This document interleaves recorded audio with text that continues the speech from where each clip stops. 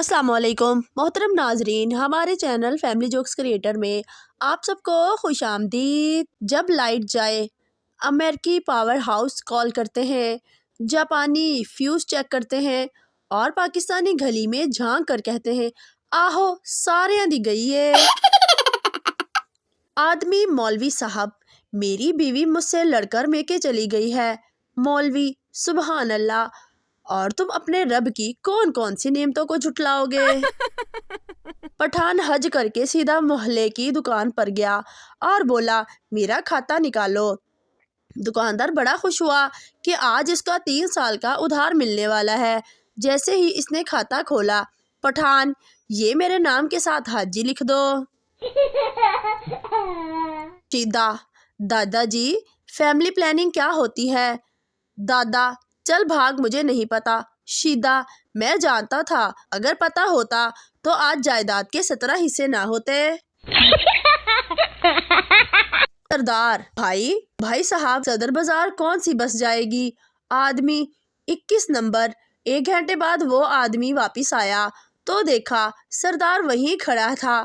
آدمی: کیا ہوا سردار جی، آپ گئے نہیں ابھی تک؟ سردار: بس یار 18 بس سے گزر گئی ہے، 2 اور گزر جائے پھر 21 نمبر میں ہم جائے گا۔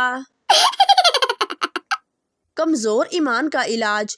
ایک دن ایک خاتون آئی تو ڈاکٹر صاحبہ نے پوچھا کیا مسئلہ ہے؟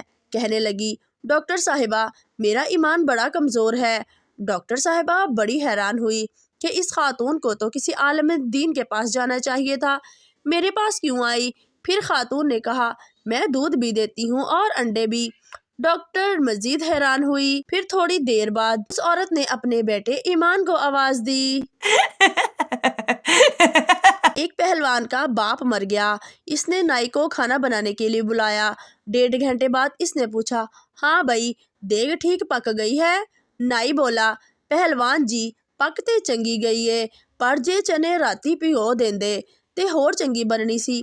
پہلوان نے نائی کی چترول کر دی، سالیا ابا میرا صبح 9 بجے مریا ہے، چنے اسی راتی بھگو دینے سے۔ پٹھان: پینٹ کی سلائی کتنی ہے؟ درزی: 600 روپے۔ پٹھان: اور نکر کی؟ درزی: 300 روپے۔ پٹھان: ٹھیک ہے نکر سی دو، اور پاؤں تک لمبی رکھنا، نماز بھی پڑھنی ہوتی ہے نا۔ سردار: ہم نے ایسی چیز بنائی ہے جس سے انسان دیوار کے آر پار دیکھ سکتا ہے۔ انگریز حیرت سے: وہ کیا؟ سردار: موری۔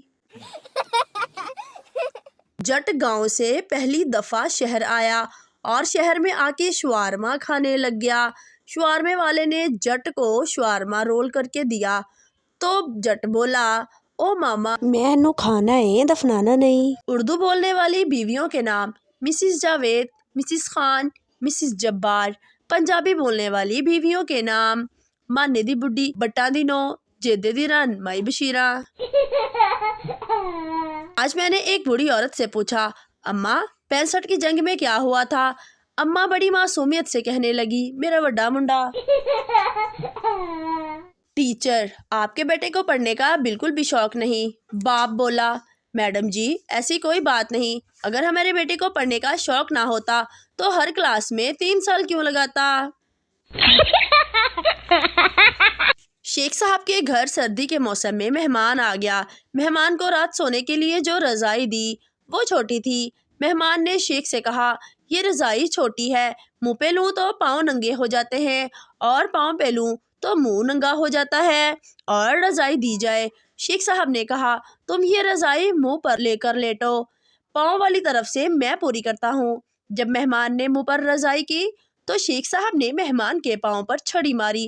مہمان نے پاؤں جلدی سے رضائی کے اندر کر لیے۔ شیخ صاحب نے مہمان سے کہا لو ایک دفعہ میں نے رضائی پوری کر دی، اب ساری رات تم جانو اور رضائی جانے، اب میری کوئی ذمہ داری نہیں۔ رنگ ساز کے پاس ایک آدمی کپڑا رنگوانے آیا تو رنگ ساز نے پوچھا کون سا رنگ کروں؟